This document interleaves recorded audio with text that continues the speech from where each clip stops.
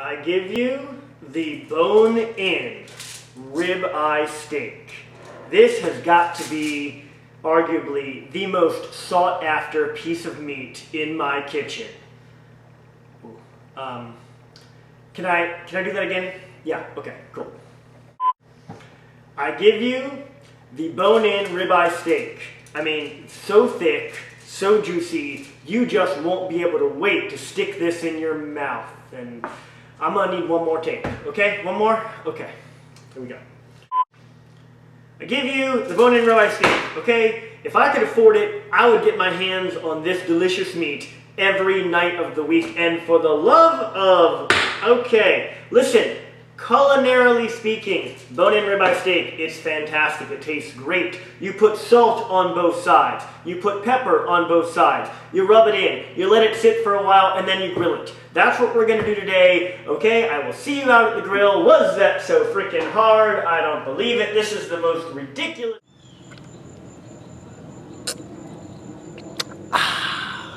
We meet again outside with meat, heat, and beer. Now, the last time that I did a grilling thing, I actually made some wisecrack about, oh, if you have your gas grill, that's great. Use your charcoal one. Blah, blah. It was funny, right? But for my gas grill enthusiast, I wanted to go ahead and break out my gas grill today and show you. It's lovely. It's a great, good size here. Obviously runs on the propane. I've taken this thing to cookouts and grill outs and things like that, and it's very handy, especially when cooking for a smaller number of people, like I am today. You know, so it's great. I actually like it a lot. And now that that's out of the way,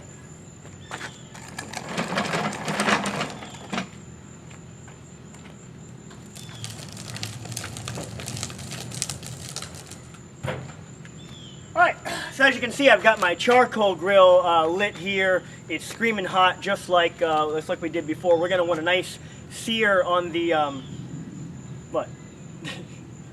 You didn't think I was gonna Bone-In Ribeye? No, no. So anyways, I got the charcoal grill, nice and hot. We're gonna nice sear on our meat. If you'd like to see, we just ended up, of course, using liberal amounts of salt and pepper all over on both sides. And then this guy has actually been sitting out, the two of them have been sitting out for a good 40 minutes or so. Don't get too worried about that, that's fine. It just gives the salt time to work itself in and draw out some beautiful flavors. And this is, remember, the only seasoning you're going to apply during the entire eating process. When you get to the table, you put the salt shaker down, so lots of salt, lots of pepper right up front, okay? We are gonna smack this puppy down on our screaming hot grill here.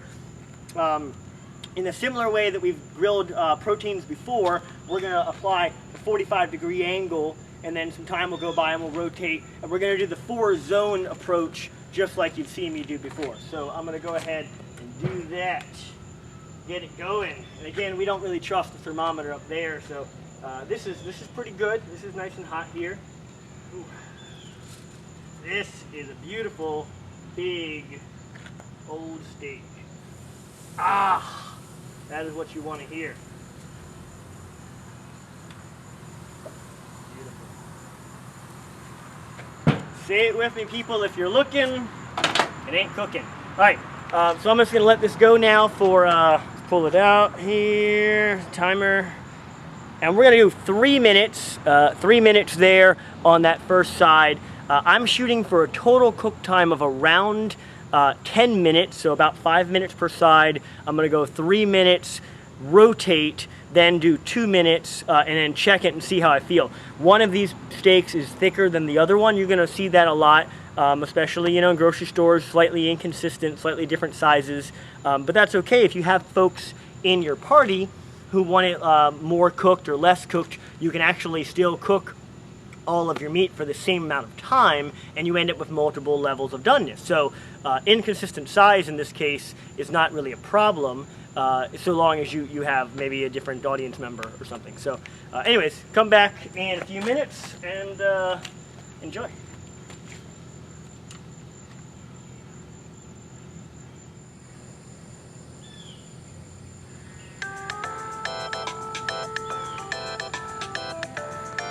Nice. All right, 3 minutes is up. We're gonna do our first rotate.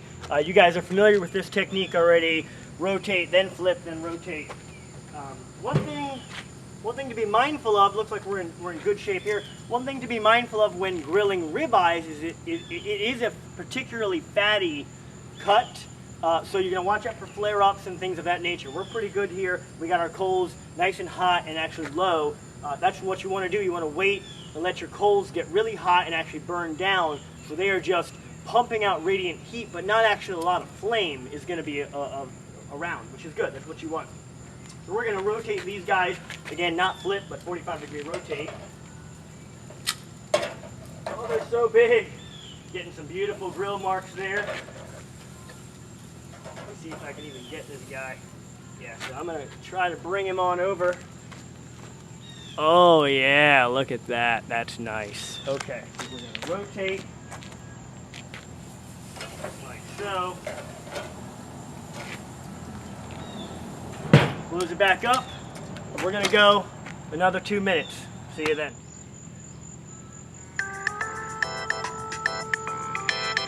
All right, it's been another 2 minutes. Now we've got 5 minutes total on this first side. I'm gonna go ahead and check it.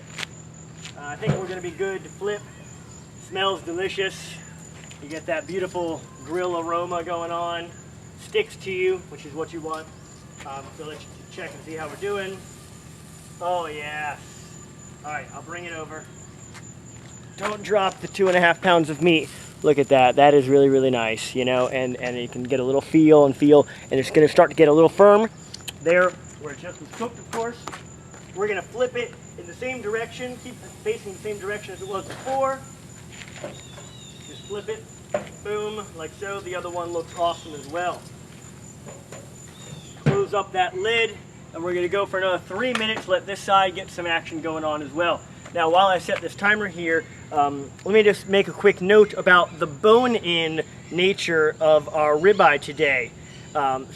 Whenever you can, having the bone attached to the protein, the meat that you were actually cooking, is a great chef's assistant when you're cooking. The bone serves as a natural heat sink.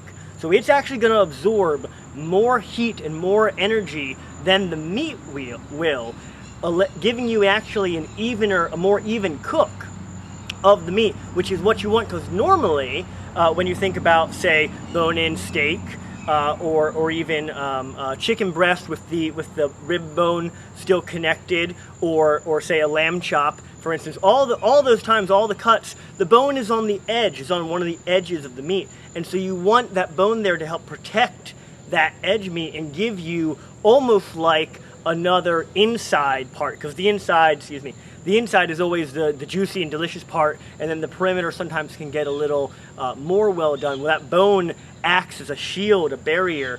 Plus, of course, bones, once you cook them and stuff, after you eat the meat, you can just nibble on them, or if you have any canine children like we do around here, you can absolutely give it to them. Not chicken bones, of course, but beef and lamb and pork bones, all good to go. So that's great. We're just gonna wait for this 3 minutes to be up. We'll rotate, and then we'll come back. It'll be great. Okay, thanks. Okay, hey guys, welcome back. So it has been the full 5 minutes on this side. I just did 3 minutes rotate, and now it's been another 2 minutes. I'm gonna go ahead and check them. Check the beauties, see how we're doing. Feeling pretty good. We mentioned in previous videos talking about the touching to feel and whatnot, and how you're going to want to use the hand test. Quick word on the hand test. So if you have your hand wide open and you touch the part there in between your pointer and your finger, this guy right here with your hand wide open, that's really soft right now. That's going to be a full-on rare uncooked meat. Go ahead and touch your fingers together. Now you're getting closer to like the medium rare, maybe almost even medium, but mostly medium rare there. Go ahead and touch inside the first knuckle of your finger, closer to medium, a little further, medium well, and then if you make a fist, same spot, that's going to be well done, pretty solid. So that's the hand technique we're talking about. Obviously, we're going for somewhere in the medium rare vicinity, which I think we're there. But I also point out that if you have something else that you're trying to grill right now, it's nice to have a cool zone. I have a cool zone in the grill right here. It's warm, but it's plenty. It's obviously not cooking, right? So I can move these steaks on over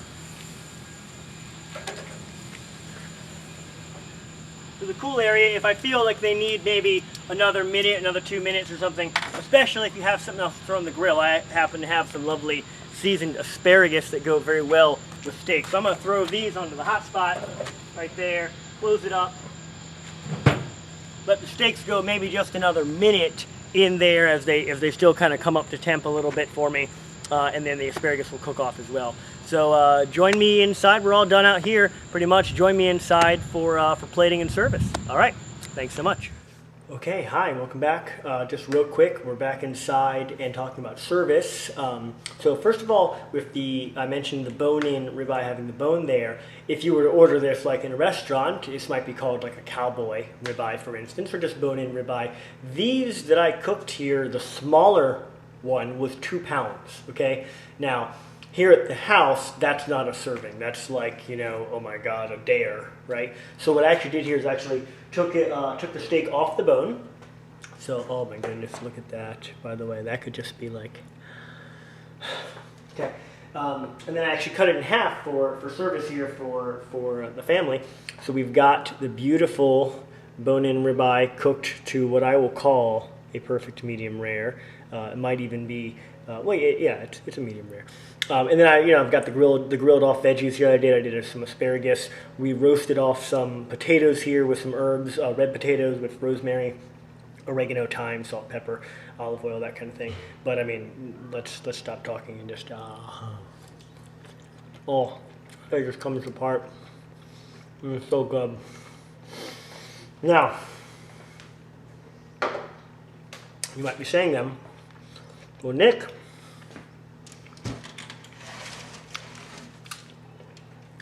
what are you going to do with the other steak? Tune in next time to see something special that you can do with leftover bone-in ribeye. Thanks for watching. Hope you have a good one. Bye-bye.